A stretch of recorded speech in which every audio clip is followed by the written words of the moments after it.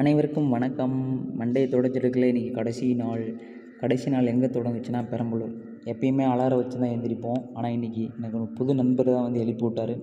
நண்பர் தான் இவர். நண்பர் எழுப்பிவிட்டோட கையோட கார் எடுத்துகிட்டு குளிக்க கிளம்பியாச்சு. மாப்பிள்ளையோட ஃப்ரெண்டு காட்டுக்குள்ளெல்லாம் கூப்பிட்டு போனார். எங்கெங்கேயோ போகிற இடத்துல கொயக்க மறந்தது, கொயக்க வாட்டையை போட்டோம். கட் பண்ணால் இயற்கையுடன் கொஞ்சம் நடைப்பயிற்சி முடிச்சுட்டு ஒரு பட்டாம்பூச்சி அழகாக இருந்தது நண்பரே. அந்த பட்டாம்பூச்சியை பிடிக்க போகலான்னு போகும்போது பறந்துருச்சு.